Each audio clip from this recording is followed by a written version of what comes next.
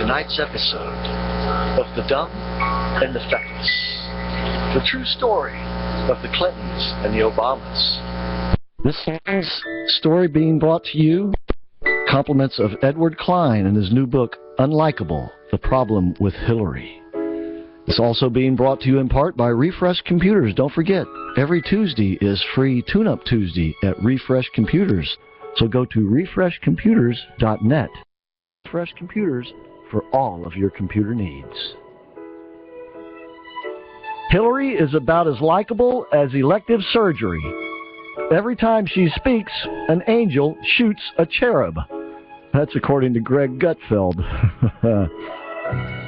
Hillary was taking lessons on how to be more likable. She was doing it for Bill, not for herself. It was all his idea. One evening, while they were having drinks with friends, he turned to Hillary and said, let's ask Steven for help. Their old Hollywood buddy, Steven Spielberg, could supply Hillary with acting coaches to help her when she had to give a speech. Hillary didn't think she needed help. I get $250,000 to give a speech, she said, according to one of her friends. And these Hollywood jackasses are going to tell me how to do it? But Bill insisted. Your policies and talking points are solid. You can use Charlotte, that's our baby granddaughter, to emphasize how you're all about women and children.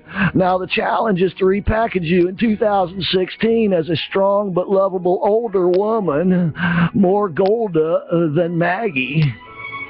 Hillary didn't see the resemblance to Golda Meir or to Margaret Thatcher, and she said, I'm not going to pretend to be somebody I'm not. But she carried on with the likability lessons anyway, partly to please Bill, but mostly to shut him up. She hired an assistant to run a video camera in the den, Haven, her home in the fashionable Observatory Circle neighborhood. See, it was just the two of them, her and the camera guy, signed a confidentially and blabbed to the press. Later, after the recording session was over, she watched herself on the TV set. She sat in the dark, dressed in a blue muumuu that she'd recently purchased online at Amazon, and scrutinized her facial expressions, her hand gestures, the pitch of her voice, and the use of eye contact. She told Bill she found the process tedious. He said, this could mean votes. Voters make decisions even unconsciously on how likable a politician looks. But it wasn't the tedium that bothered her. She didn't like the results she saw from the video. For comparison, she screened videos that had been recorded live by her people when she was on the road and gave one of her six-figure speeches. From the collection of videos, she selected the ones she liked and sent them off to Steven Spielberg's office, with the reminder that everyone involved in the project was sworn to secrecy. Not that she had any reason to mistrust Steven. He'd always been more than generous to her. Spielberg let her use his corporate apartment at the Trump Tower on Manhattan's Fifth Avenue when she ran for a Senate seat from New York. And Hillary felt right at home in the lavish surroundings, and she crashed at Spielberg's Pied à Terre for more than 20 times. Accustomed as she was to being treated like royalty, she asked the management of Trump Tower to give her the exclusive use of one of its elevators. The management refused. She had to share an elevator with the skyscraper's other millionaire peons. When the Hollywood coaches sent back their critiques of Hillary's video sessions, they noted that she looked irritated and bored. Most times, after she glanced at the printout of their notes, she called them notes from La La Land. She tossed them in the waste paper basket. There was one thing about the process that she thought was worthwhile: working on her facial expressions. If she got the facial expressions right, she believed the rest would fall into place.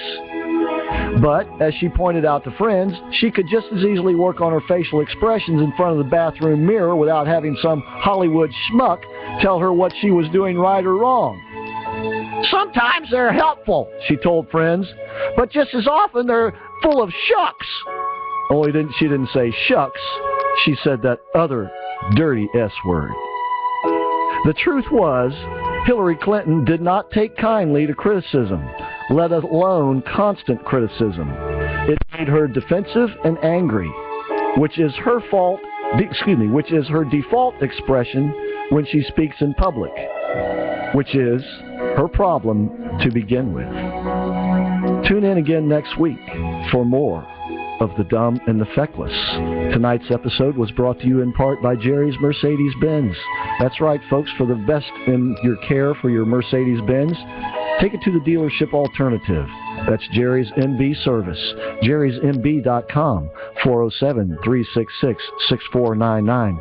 Your Mercedes-Benz will have no better friend than Jerry. We'll be right back.